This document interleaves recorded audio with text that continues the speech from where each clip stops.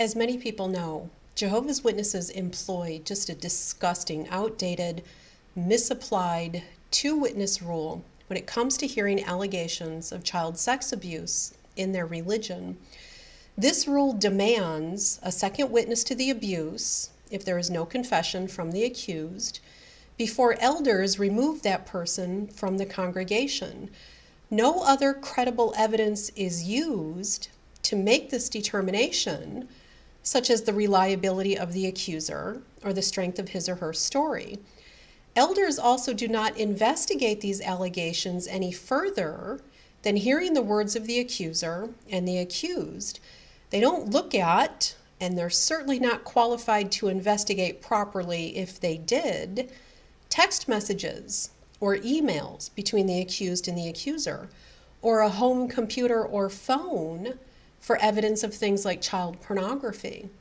Elders also don't speak to others who may know the accused personally and who may offer testimony as to questionable behavior on their part that would then bolster the accusation of molestation. Now, this direction can be found in the Elder's Super Secret Handbook, Shepherd the Flock of God. I will leave a screen capture of this particular paragraph. This instruction is also found in letters that are often sent out to the elders. If you want to read those letters in their entirety, you can go to the website, JWvictims.org, go to the right, click on the Attorney Handbook, open up the PDF on your computer. I purposely put those letters at the end of the PDF.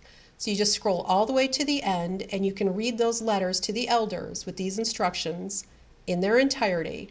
But in the meantime, here's a screen capture from the Shepherd book.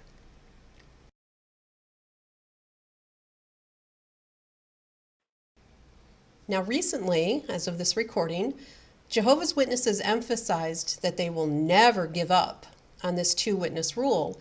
This was done through a discourse at their online TV channel, tv.jw.org. If you want to hear the entire discourse, it's about 9 minutes long. I always leave the link to the original blog post that I'm reading from. You can go there, there's a link to the whole thing. But let me just put in the last couple of minutes just so you can hear him say that one part about the two-witness rule and their assertion that they will never give up on it.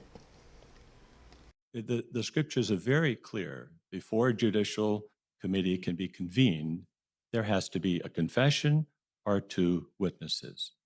So we will never change our scriptural position on that subject. Now, despite the religion's just stubborn insistence that this policy is required by Scripture, the July 2018 study edition of the Watchtower had a question from readers section that posed the question, if an unmarried couple spend the night together under improper circumstances, would that constitute a sin meriting judicial action? The response actually said that a judicial committee would be formed on the basis of strong circumstantial evidence of sexual immorality. Let me put up screen captures of that whole thing. It was just a page long, but then you can read the question and the whole answer for yourself, all in context.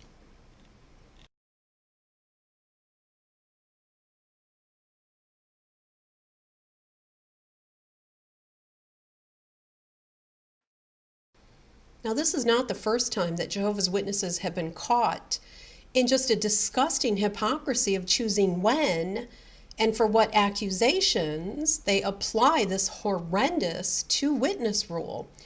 I'll leave a link to a post that I wrote where I talk about how Jehovah's Witness elders are told to use discernment when considering claims of rape, picking apart a woman's mental disposition, the circumstances leading up to the incident, and any delay in reporting it.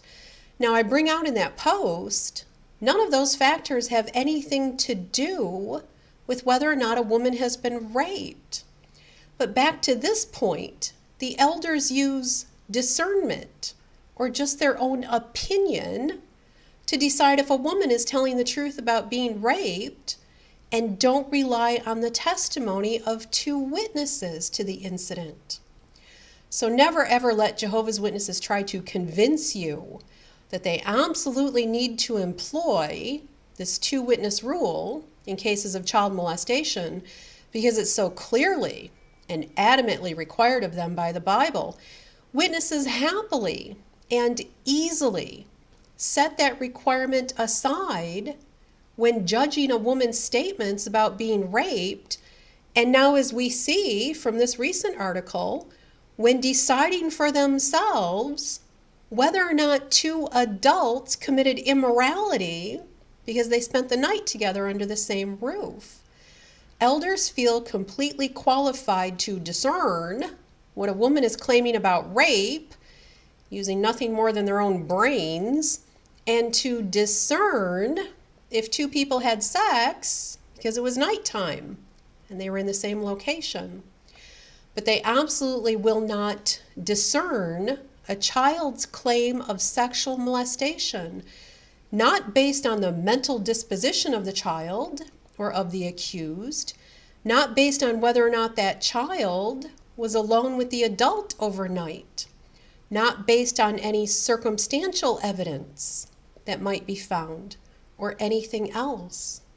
So this obscene hypocrisy, it does nothing but, again, protect child molesters in their religion, abandon children to these abuses. It also proves that Jehovah's Witnesses have no problem setting aside the supposed absolute Bible commands when they think they know better than those commands. They hide behind cherry-picked scriptures when trying to protect their own decisions, their own reputation, versus protecting the children under their roofs, but discard those same commands just as easily. When it's time for them to sit, I'm just going to say it, in this snarling, self-righteous judgment of other people. So this really begs the question. Since they're not following the Bible, as they so often claim, and they work so hard to find reasons to ignore claims of child sex abuse, what really is their agenda as a religion and as an organization?